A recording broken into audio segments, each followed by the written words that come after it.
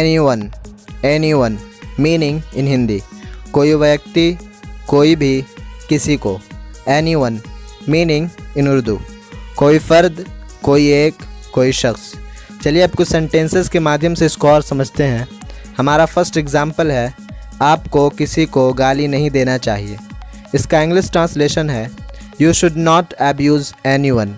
You should not abuse anyone. अब हमारा next example है, ये काम कोई भी कर सकता है, जिसका इंग्लिश ट्रांसलेशन है, anyone can do this activity. Anyone can do this activity. अगर आपको किसी वर्ड का मीनिंग नहीं मिल रहा तो हमारे कमेंट सेक्शन में कमेंट करें, हम उस वर्ड पर एक पार्टिकुलर वीडियो बनाने की कोशिश करेंगे।